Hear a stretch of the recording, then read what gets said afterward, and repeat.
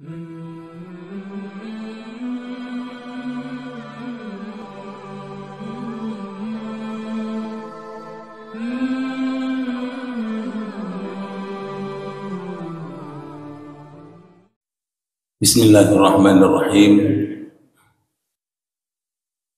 Assalamualaikum warahmatullahi wabarakatuh. Alhamdulillah alladzi khalaqal insana fi ahsani taqwim thumma hadahu ila siratim mustaqim liyakunu min ahli jannatin na'im. Ashhadu an la ilaha illallah wahdahu la syarikalah ilahul haqqul mubin wa ashhadu anna muhammadan abduhu wa rasuluhu al-mab'uth rahmatan lil alamin. Allahumma salli wa sallim wa barik ala imamil mursalin qaidi ghurril muhajjalin sayyidina wa habibina wa syafi'ina wa dhukhrina wa qurrati a'yunina wa maulana Muhammadin sallallahu alaihi wasallam wa ala alihi wa sahabatihi wa man ihtada bihudahu ila yaumiddin, amma ba'du.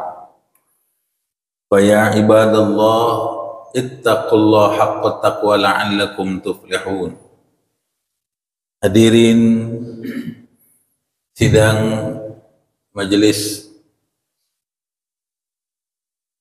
salat subuh yang dirahmati Allah Subhanahu wa taala. Alhamdulillah, pada hari ini kita masih diberikan nikmat oleh Allah Subhanahu wa taala dapat melaksanakan sholat subuh berjamaah, dilanjutkan dengan bersilaturahim. Mudah-mudahan kehadiran kita, duduk kita, mendengarkan kita, ibadah kita hari ini diterima Allah Subhanahu wa taala. Amin ya rabbal alamin. Kepada DKM ngurus Masjid At-Thayyibah, kita doakan mudah-mudahan Allah Subhanahu wa taala menguatkan iman Islamnya, dapat berbuat sebaik mungkin demi kenyamanan kita, dan dilipat gandakan segala amal kebaikan oleh Allah Subhanahu wa taala. Kita doakan juga para asatidzah yang banyak memberikan ilmu kepada kita. Mudah-mudahan Allah Subhanahu wa taala mencatat beliau-beliau sebagai warathatul anbiya, pengemban risalah para nabi, dan mudah-mudahan ilmunya bermanfaat di dunia dan akhirat. Amin ya rabbal alamin. Kita doakan juga orang-orang tua kita yang pada kesempatan kali ini hadir dan yang belum ditakdirkan hadir. Jamaah kita semuanya disehatkan Allah Subhanahu wa taala. Jamaah sekalian, majelis ngajian subuh Qaryah Thayyibah yang dirahmati Allah Subhanahu wa taala. Sepenggal memang tadi di awal kita berdoa mohon kepada Allah Subhanahu wa taala segala kebaikan. Karena disadari atau tidak, kita ini menuju akhir tahun 2024. Mudah-mudahan tahun depan lebih baik dari tahun yang sekarang. Mudah-mudahan semangat kita beribadah kepada Allah makin ikhlas, makin dimudahkan oleh Allah. Karena sudah semakin kesini, sudah semakin banyak yang sepuh.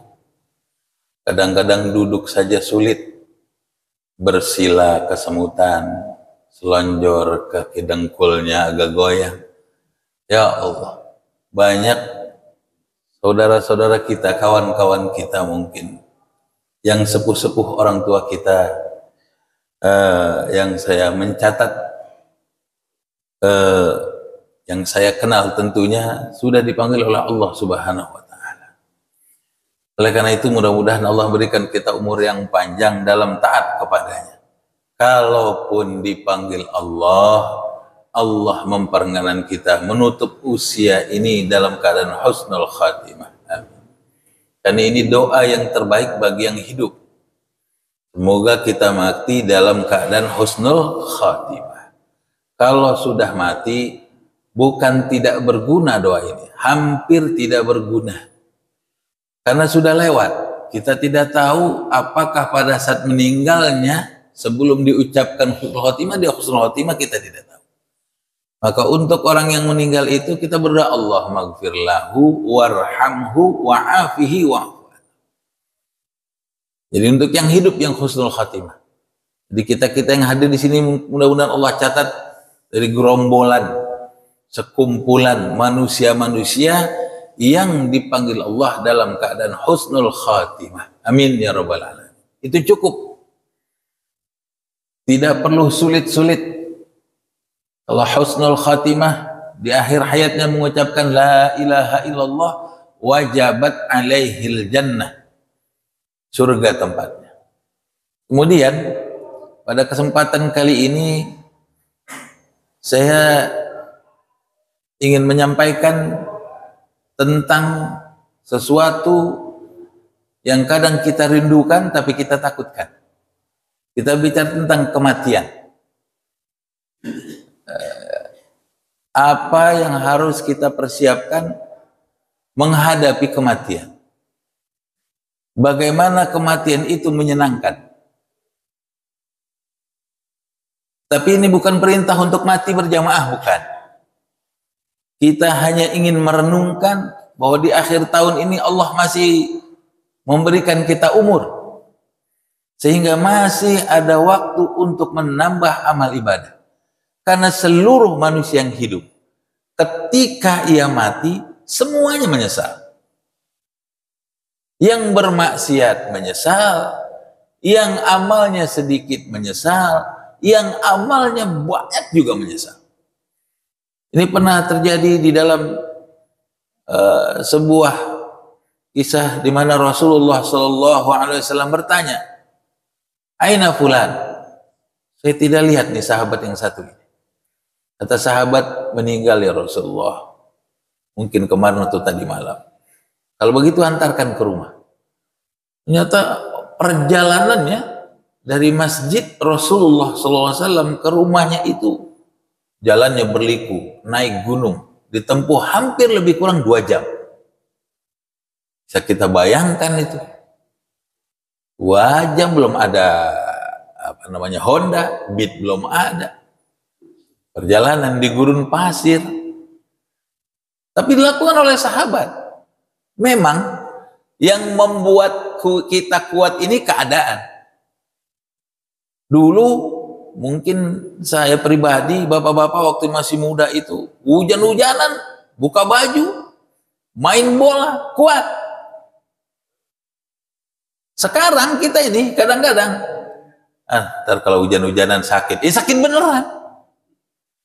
Memang keadaan itu yang sebetulnya membentuk kita. Anak-anak sekolah ini lemahnya luar biasa. Bukan hanya lemah, ruhaninya, fisiknya juga lemah-lemah. Tidak boleh sedikit disentuh. Kenapa? Ada penyakitnya itu. Penyakitnya semakin maju teknologi, semakin banyak yang dibaca, semakin banyak yang dia lihat, kadang-kadang tontonan menjadi tuntunan, habislah guru-guru kita. Kadang-kadang ia bertanya kepada Ustadz YouTube, Kiai Google, sudah. Hampir kadang-kadang rukun iman saja nggak hafal. Kita harus hafal, Pak. Sampaikan kepada keluarga, rukun iman kita hafal yang 6 berurut. Jangan yang penting asal. Rukun Islam berurut. Apa saja doa-doa ajarkan kepada mereka. Karena itu nanti bekal kita menghadap Allah. Anak yang baik, anak yang soleh dan soleh. Nah, sampai di rumah sahabat nih, Rasulullah bertanya kepada keluarganya. Bagaimana ketika waktu mau wafat? Istrinya mengatakan, aku bingung. Ada 3 hal yang disampaikan. Pertama, aku menyesal kalau seandainya yang baru.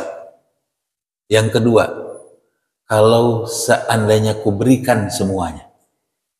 Kalau seandainya. Yang ketiga, tambah jauh tempat masjid itu. 3 hal. Lalu Rasulullah yang diberikan Allah Subhanahu wa taala mukjizat, mengetahui hal-hal yang lampau dan yang akan datang. Beliau berkata, yang pertama dia mengatakan kalau seandainya yang baru. Di tengah jalan, dia saking dinginnya itu di kota Madinah, di Madinah, belum kota mungkin waktu itu. Dia pakai 2 burdah, pakai 2 jaket panjang, tebal, yang satu lama, yang satu baru. Di tengah jalan ada orang kedinginan, maka diberikan yang lama. Begitu mau wafat,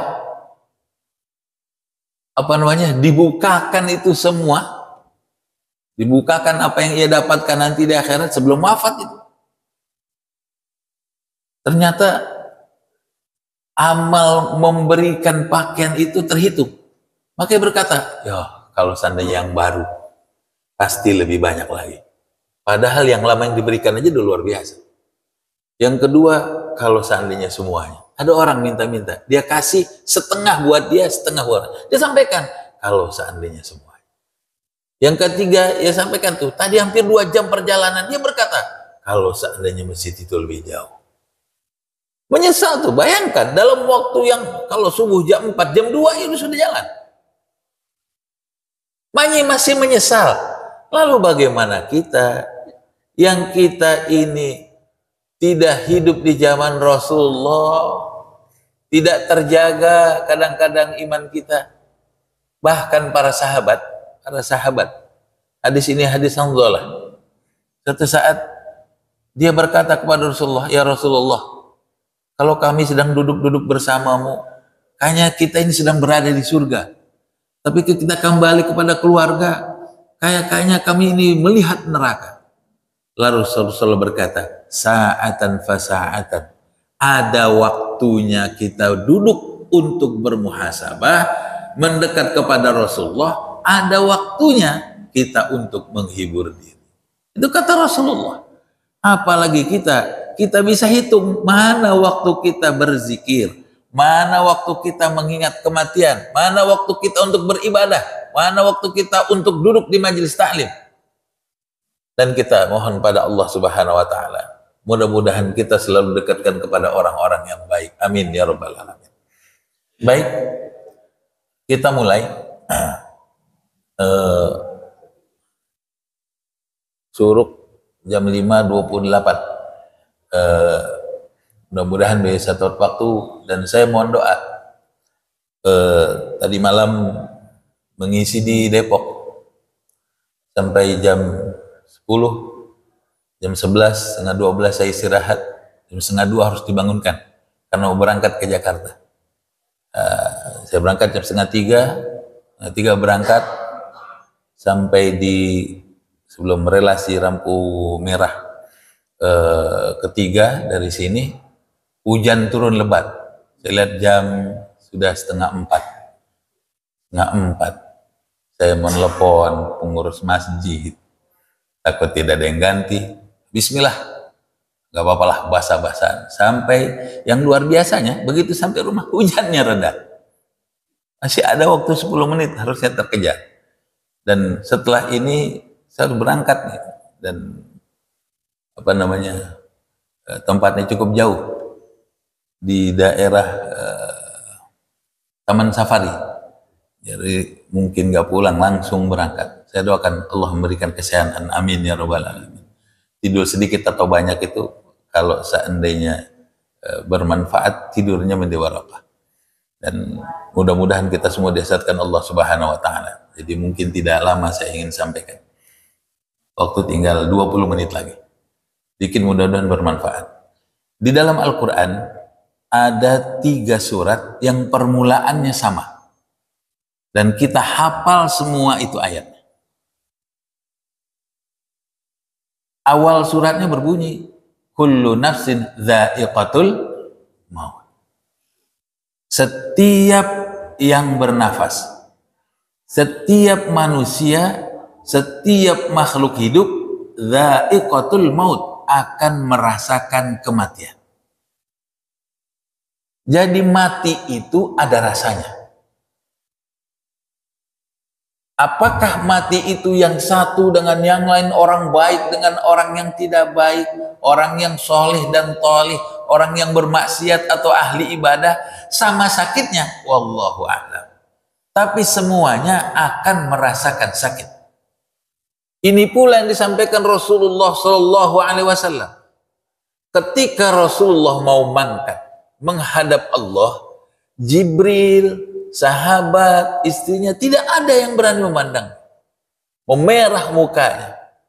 Lalu Rasulullah berkata, apakah sudah sedemikian jelek wajahku di hadapan kalian? Tidak ya Rasulullah, kata Abu Bakar. Bagaimana kami sanggup melihat manusia yang dikasihi Allah Subhanahu wa taala menghadapi kematian? Lalu Rasulullah berkata, ya Allah, apakah ini yang bernama kematian? Kalau ini kematian, timpakan semua rasa kematian itu kepadaku, semua umat-umat Nabi Sallallahu Alaihi Wasallam. Jadi memang sakit kematian itu. Tapi mungkin tingkat sakitnya berbeda-beda. Kalaupun sakitnya lama, durasinya, jaraknya mungkin yang berbeda. Ya Allah, mudah-mudahan kita termasuk orang yang beriman. Amin ya rabbal alamin. Sakitnya sama, tapi kalau mungkin 2 detik atau 3 detik, lumayan cepat lah gitu. Ketimbang ada segolongan manusia yang ketika waktu menghadapi sakaratul maut, ditaruh, diletakkan di kamar. Saya baca dalam sebuah buku itu. Kemudian diberikan alat-alat perang. Kemudian dikunci, ditutup kamarnya. Lalu pada saat itu terdengar suara ribut di kamar. Lalu keluarganya berkata, dia sedang berperang dengan malaikat maut. Tapi selama ini tidak ada yang menang. Semuanya kalah. Keadaannya luar biasa. Tidak berguna itu. Kenapa demikian? Karena pergerakan tubuhnya. Dan kita mohon kepada Allah supaya kematian kita ini kematian yang ringan. Amin ya rabbal alamin. Yang pertama dalam surat Al-Ankabut ayat 57. Yang kedua dalam surat Al-Anbiya ayat 35, dan terakhir dalam surat Ali Imran 185. Awal suratnya sama. Kebanyakan ahli mufassir berkata bahwa kalau diulang 3 kali itu menandakan dari 3 ayat tersebut perjalanan manusia. Bagaimana manusia menuju kematiannya.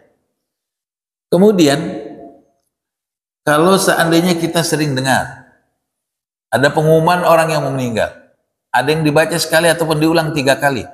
Inna lillahi wa inna ilaihi raji'un. Dari Allah kita bermula, kepada Allah pula kita dikembalikan. Jamaah sekalian yang berbahagia, yang namanya perjalanan harus ada awal dan ada akhir. Harus ada tempat pertama dan tempat akhir. Harus ada waktu berangkat dan kapan ia kembali. Ada. Nanti terakhir insya Allah kita akan sampaikan. Kemudian yang kedua,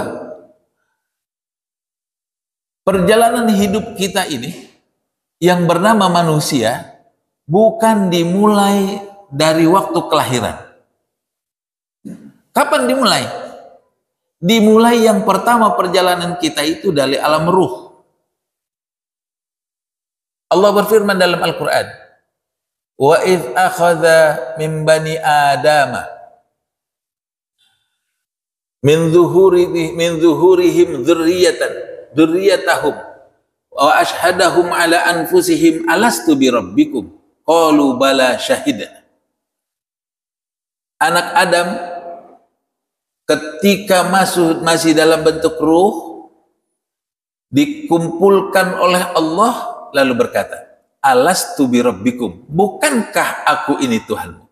Jadi semua ruh-ruh makhluk hidup yang diciptakan Allah itu ditanya, alastu bi rabbikum, bukankah aku ini Tuhan? Qalu bala syahidna, ya kami menyaksikan. Jadi ruh kita semua manusia di muka bumi ini tahu itu ruhnya. Lalu mengapa berubah? Dan kapan itu berubah? Ada orang yang mengimani Allah separuh-separuh. Ketika enak beriman kepada Allah, lalu ketika susah beriman kepada Allah, ketika senang lupa kepada Allah, ataupun sebaliknya, ataupun susah senang tidak ingat kepada Allah. Kapan? Ketika Allah Subhanahu wa ta'ala membentuk manusia itu sempurna.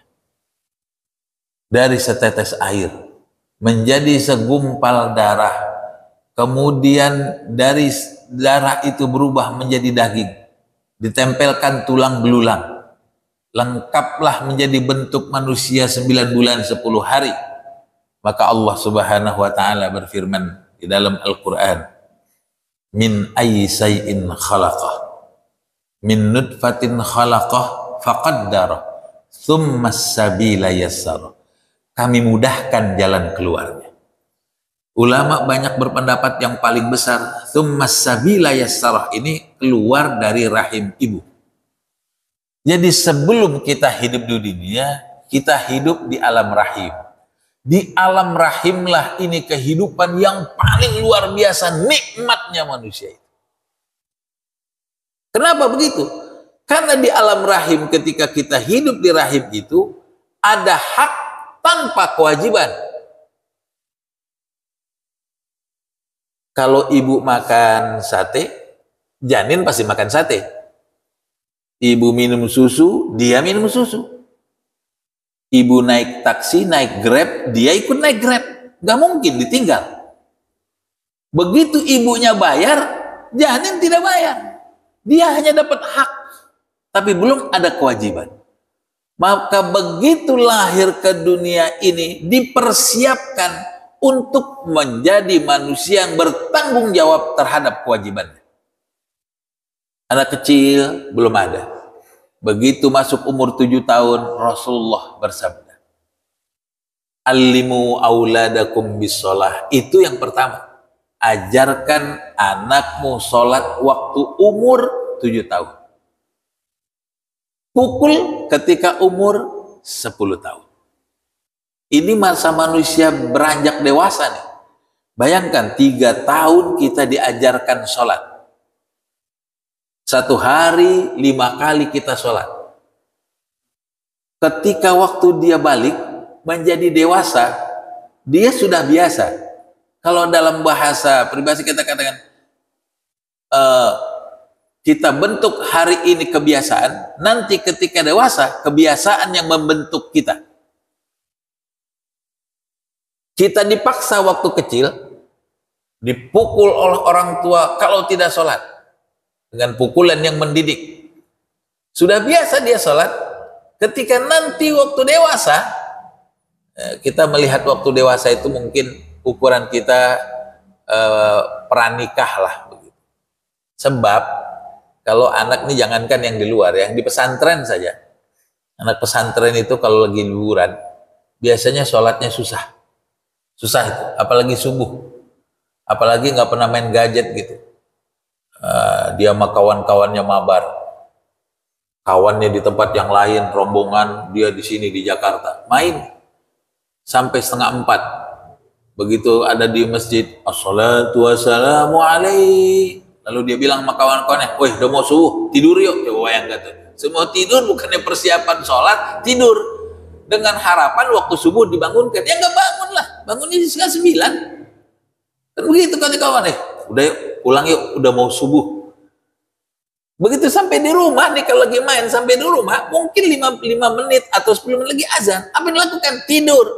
Dia berharap dibangunkan oleh Allah ketika waktu azan subuh, yang nggak bangun. Itu anak pesantren tuh kebanyakan begitu, tidak semuanya, illa man rahimahullah, kecuali yang Allah berikan rahmat kepadanya.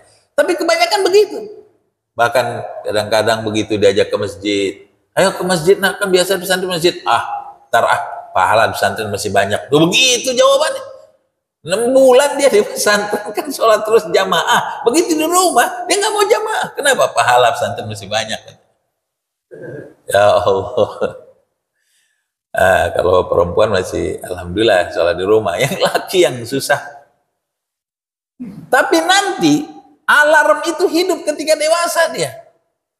Begitu sebenarnya kayak dia punya tanggung jawab. Oh iya ya, kita diajarkan dulu untuk sholat. Datang sendiri itu ke masjid.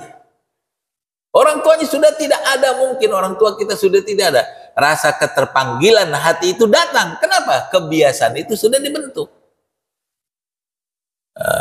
Jamaah sekalian yang berbahagia, sesungguhnya kita ini di alam dunia itu hanya sepenggal perjalanan, tidak full. Maka Allah berkata, kullu nafsin dha'iqatul maut. Nanti perjalanan kita yang ke dunia, yang ada di dunia ini singkat.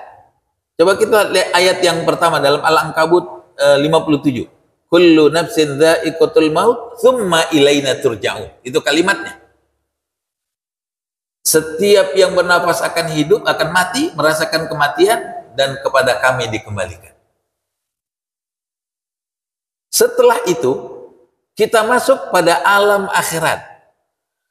Sebelum masuk ke alam akhirat itu ada namanya alam barzakh. Alam barzakh ini adalah alam, kalau kita bilang mampir. Di situ akan ditampakkan apa yang menjadi hak kita nanti di akhirat.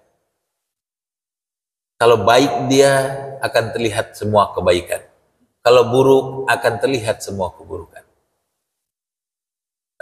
Mudah-mudahan Allah Subhanahu wa taala menjadikan kita sebagai orang-orang yang baik. Amin ya rabbal alamin. Nah, ketika waktu dalam barzah ini hidupnya semua masing-masing, sendiri-sendiri, tidak bisa lagi berjamaah.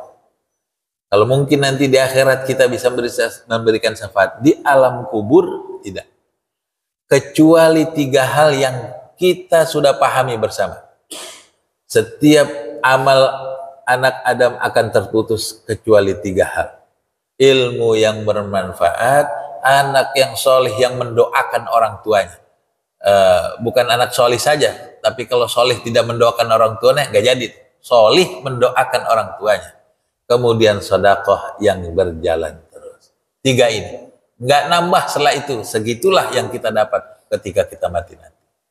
Jamaah sekalian yang berbahagia, Allah berkata, wa mi waraihim barzakhun ila yaumi yub'atsun. Sampai dia dibangkitkan. Jadi belum dibangkitkan ini. Belum masa kebangkitan. Kita ditaruh di alam barzakh. Para ulama mengatakan alam barzakh ini, orang yang di alam barzakh bisa melihat dunia, bisa juga melihat akhirat. Orang yang sudah mati itu. Ketika anaknya berdoa, ia bersyukur. Ketika anaknya bermaksiat, ia bersedih dan menangis. Ketika ia lihat alam akhirat, ia tahu tempatnya di mana. Kalau menyenangkan, ia senang. Kalau menyedihkan, ia bersedih. Itu yang ada di alam barzakh. Lalu setelah dari alam barzakh ini, masuklah kita kepada alam kebangkitan. 2 kali sangkakala ditiupkan. Sangkakala pertama ditiupkan, hancurlah dunia ini. Lalu kita bertanya, berapa lama kiamat? Apakah setelah ditiupkan sangkakala langsung kiamat? Para ulama berkata, ada hadis Rasulullah yang mengatakan, lamanya perjalanan sangkakala kiamat itu 1 hari. Dan 1 hari itu sama dengan 50 tahun. Jadi 50 tahun itu, kalau kita baca surat Al-Qari'ah. Al-Qari'ah, mal-Qari'ah, wa ma adraka mal-Qari'ah, yauma yakunun nasu kal farasil mabsus. Sebagai anak-anak yang terbangan. Manusia diterbangkan, diputar-putar itu 50 tahun. Bumi berhamburan 50 tahun. Setelah itu tenang dan ditiupkan sangkakala kedua, hari kebangkitan. ketika hari kebangkitan ini, ruhnya sama, jasadnya sama, ruhnya sama, jasadnya baru Allah kasih. Ini seperti candaan Rasulullah kepada seorang tua. Orang tua berkata, ya Rasulullah, apakah ada orang tua sepertiku nanti di akhirat? Lalu Rasulullah berkata, di surga tidak ada orang tua. Candaan Rasulullah itu. Dan memang benar. Nanti kita dapat tubuh yang baru. Kenapa demikian? Ruh ini akan merasakan sakit kalau ada jasadnya. Kita ini Pak, kalau ruhnya sehat, maka badan kuat. Ada kata-kata mensana in corpore sano. Di dalam badan yang sehat, terdapat jiwa yang sehat. Ini mungkin terbalik. Iya, banyak orang seger, konyol, mantep banget, sispek, tapi gila di jalanan. Jiwanya nggak sehat, badannya sehat. Mudah-mudahan kita disehatkan Allah jiwa dan raga kita. Ada orang biasa sering kena asam lambung, GERD. Kenapa saya tahu? Karena istri saya sudah 3 kali itu. Saya tanya kenapa? Kepikiran anak. Jadi badannya sehat, asam lambung naik. Kenapa? Ruhnya nggak sehat. Ada orang nih sakitnya tahunan, tapi semangat hidupnya tinggi, ruhnya baik, sehat dia. Bahkan kadang-kadang kita berkata, ini pernah terjadian mungkin di keluarga. Saya punya dulu adik yang paling terakhir, nomor 10. Umurnya sekitar 3 tahun. Kemudian di rumah itu ada saudara dari orang tua, umurnya 100 tahun lebih. 100 tahun lebih, masih hidup. Kuat memang, orang dulu kuat-kuat, nggak bisa nyangkul gitu. Nggak nyangkul, nggak enak. Tiba-tiba sakitlah ini. Masuk di rumah sakit di Pelni. Waktu itu saya punya keluarga, abang itu yang di pondok mau pulang. Nah, ketika lama di rumah sakit dirawat, kita sampaikan, ini mungkin nunggu abang yang dari Gontor. Kita begitu, abang pulang meninggal. Ternyata berbeda dengan kita. Begitu keluarga pulang dari pesantren, yang meninggal malah yang paling kecil yang 3 tahun. Yang tua sehat. Dan kan umurnya masih lebih, berapa tahun lagi masih panjang. Begitulah kematian itu. Tidak seperti yang kita bayangkan. Kalau ruh kita ini sehat, maka ruh ini harus sehat. Bagaimana supaya ruh kita ini sehat? Jam berapa? Masih 3 menit lagi ya?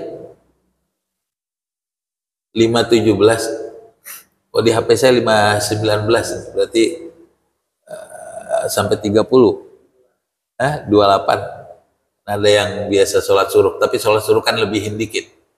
Mataharinya juga belum kelihatan nih, masih hujan ini. Masih hujan. Jadi tambah dikit lah, mudah-mudahan bisa selesai. Ketika waktu hari kiamat itu datang, tiupan yang kedua itu, sebelum datang tiupan yang kedua, Allah berkata seperti dalam Al-Quran, kullu man 'alaiha fan. Semua yang ada di muka bumi ini fana, hancur, hilang. Wa yabqa wajhu rabbika dzul jalali wal ikram.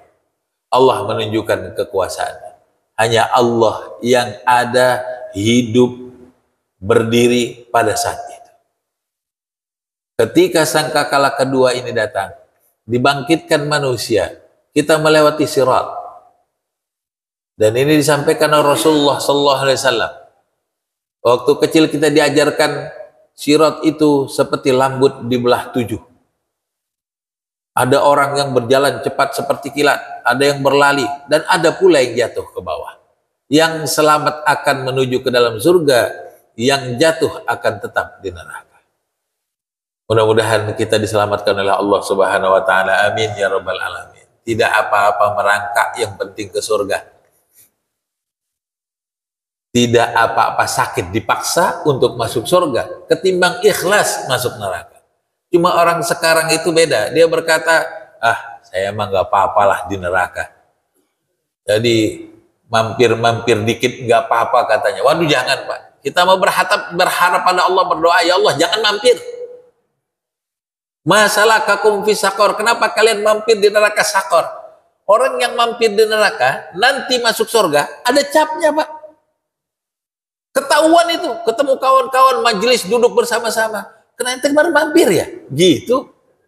Iya, lam nakun minal musallin, kami nggak sholat kemarin. Kelihatan Pak tandanya, tanda dia pernah mampir di neraka. Gak apa-apa lah mampir biar sehari, jangan 50 tahun. Kita berharap pada Allah, ya Allah langsung masuk surga, gratis, kalau bisa tanpa hisab. Allahumma ja'alna minhum, mudah-mudahan kita termasuk golongan orang yang di permudah Allah Subhanahu wa taala untuk masuk ke dalam surga. Jamaah sekalian yang berbahagia. Allah berfirman dalam surat Yasin, akhir-akhir surat Yasin. Awalaysa alladzi khalaqas samawati wal ardi qadirin ala ay yakhluqa mithlahum. Apakah Allah tidak mampu menciptakan sesuatu yang pernah Ia ciptakan di dunia? Mislahu. Jadi kita ini dalam keadaan yang baru pada Allah Subhanahu wa taala. Ketika waktu berkumpul di padang mahsyar, pada saat itulah manusia sudah mulai hidup sendiri-sendiri, mencari penyelamatan diri. Bagaimana bisa menyelamatkan diri itu seperti orang yang tenggelam. Bersama-sama banyak yang tenggelam. Ada yang diinjak kawannya ke bawah, yang penting dia naik ke atas. Semuanya saling berebut dan pada saat itu minta pegangan. Matahari dekat di atas kita. Tapi orang-orang yang beribadah kepada Allah ikhlas, akan Allah kasih payung. Itu pun payungnya berbeda-beda. Ada payung yang kecil hanya cukup di kepala. Ada yang besar bisa ngajak kawannya mungkin. Ada pula payung Coca-Cola. Gede bener itu. Itu kemana dia jalan di payungnya itu. Tergantung amal ibadahnya di dunia. Mudah-mudahan kita dapat payung yang baik, yang bagus dari Allah Subhanahu wa taala. Kita berdoa terus ini pada saat ini. Kemudian yang kedua, yang pangkalnya sama, Allah Subhanahu wa taala berfirman, kullu nafsin dha'iqatul maut. Setiap yang bernafas, setiap manusia setiap makhluk akan merasakan kematian. Wa nabluukum bisyarri wal khairi fitnah wa ilaina turja'un. Akhirnya sama, tapi tengahnya sedikit berbeda. Di mana tengahnya itu? Wa nabluukum bisyarri wal khair fitnah. Akan kami coba manusia di muka bumi ini dengan keburukan dan kebaikan. Bagaimana itu keburukan? Kenapa yang kebaikan diakhirkan? Karena biasanya keburukan manusia cenderung lebih bersabar. Tapi dengan kebaikan belum tentu. Ada rasa sakit. Ada rezeki yang terbatas. Hutang yang tidak pernah tertutup. Ada masalah rumah tangga. Ribut terus setiap hari. Kalah perang Ukraina. Seperti di Israel dan Palestina. Terus terjadi di rumah. Itu salah satu cobaan yang Allah berikan. Lalu bagaimana sebaiknya yang kebaikan? Badan yang sehat. Pangkat yang terus naik. Popularitas yang meningkat. Yang populer nih sekarang lagi viral. Hampir tiap hari kita dengar. Ini kadang-kadang jadi muhasabah diri. Saya tidak menyebutkan orang, tapi kayaknya sudah tahu semua. Dan saya tidak membahas itu. Tapi ini mungkin jadi contoh buat kita. Apa yang kita bicarakan setiap hari kepada orang lain akan dibukakan oleh Allah. Kalau keburukan, suatu saat akan kita buka, Allah akan buka keburukan kita. Ada seorang ulama menghina seorang tukang. Lagi dalam ceramahnya. Semuanya sudah dengar lah mungkin. Tapi saya melihat dari belakang. Melihat dari belakangnya bukan berarti membenarkan salah satunya. Juga tidak. Kalau bagi saya, seharusnya ini, yang tukang esnya ini datang ke Ustadz dan berterima kasih. Masya Allah, jazakumullah khairan katsiran antum menghina. Kenapa? Setelah itu, nggak sampai 1 pekan, dia dapat 100 juta Pak. 1 juta, ada yang 50 juta. Terkumpul hampir 350 juta. Coba bayangkan itu. Hasil kerja keras kan? Jadi kan maksudnya bekerja tidak bisa menghidupi keluarganya. Pada saat itu, kemudian juga ada pejabat. Keluarganya, anak-anaknya akan disekolahkan sampai tamat kuliah. Masya Allah, nikmat banget itu. Bahkan di Ramadan besok ada yang ngajak umroh. Itu yang pertama kali keluar viral itu. Ajak umroh. Coba bayangkan tuh. Bahkan sekarang kita lihat gitu di media, dia sudah tidak lagi menenteng apa dagangannya. Dikasih motor, Pak. Motor di depannya ada gerobak es. Masya Allah. Yang luar biasanya lagi nih, bukan hanya di situ. Banyak tukang es ngiri, Pak. Lalu berkata, kapan Ustadz itu ceramah lagi ya? Nah, gitu. Iya benar. Kapan Ustadz itu ceramah lagi? Viral juga itu. Dia nanti kalau ceramah datang kan ke depan, dan ini bukan hanya ini saja. Bagaimana tampil Tuan Guru Al-Ustadz Abdul Somad terhadap pedagang, kan begitu.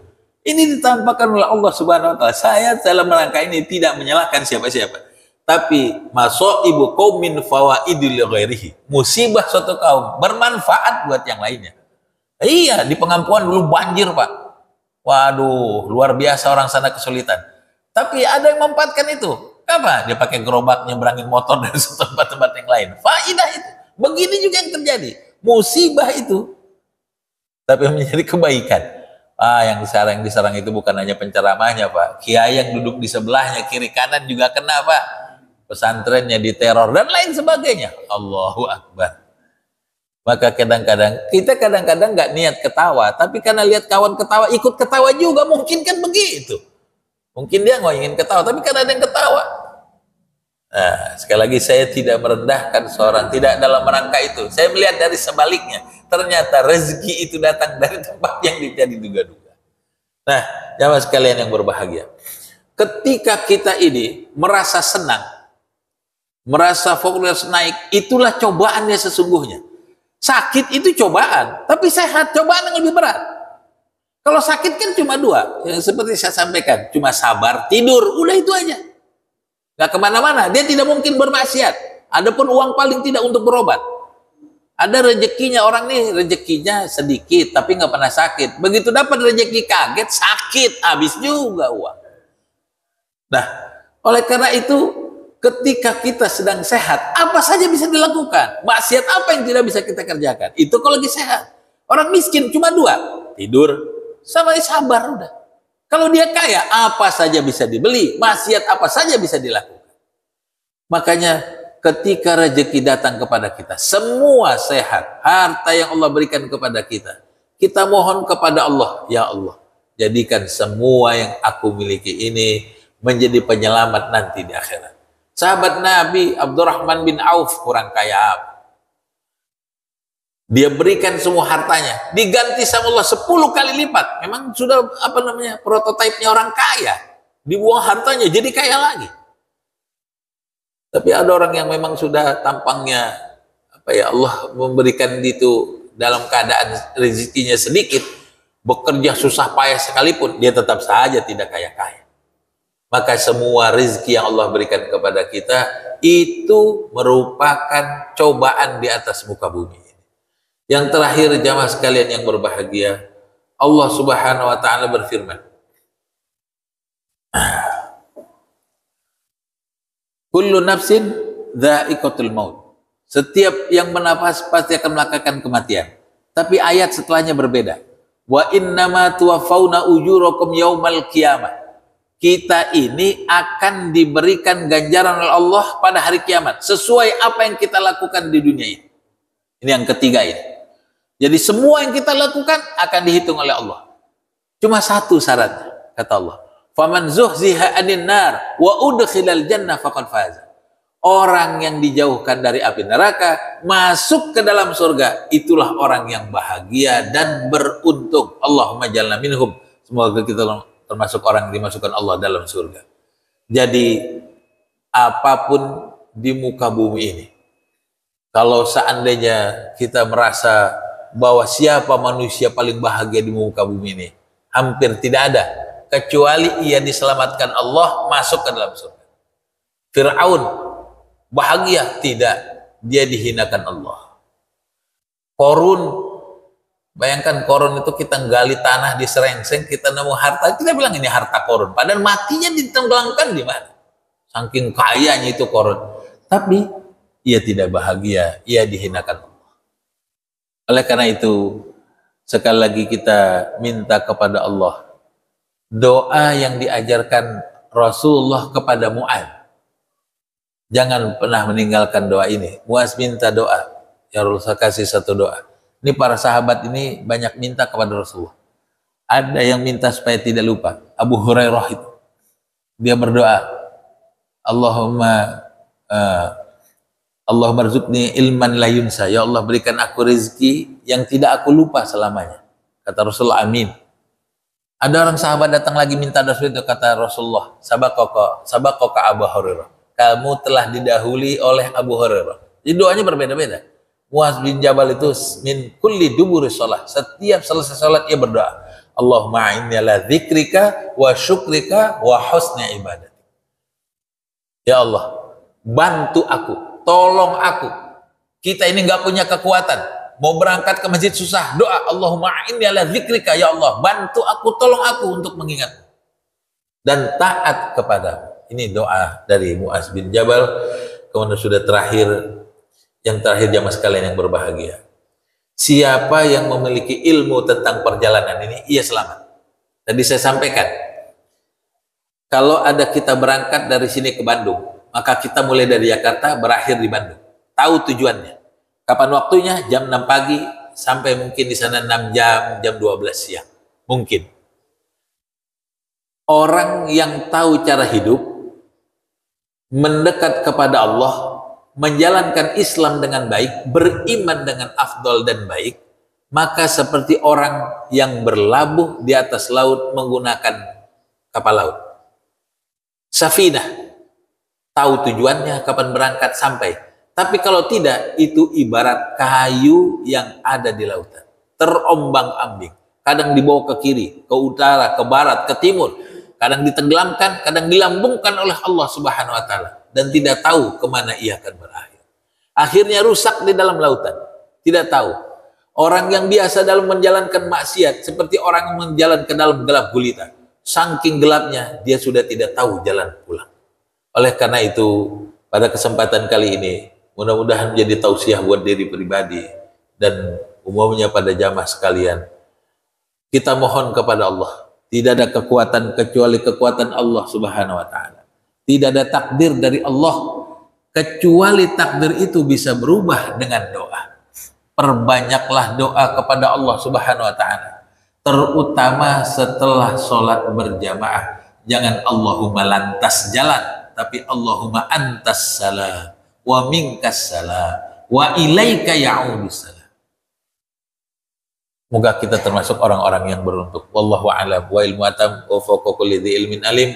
Wa sallallahu ala sayyidina Muhammadin wa ala alihi wa sahbihi wasallam. Walhamdulillahi rabbil alamin. Wassalamualaikum warahmatullahi wabarakatuh.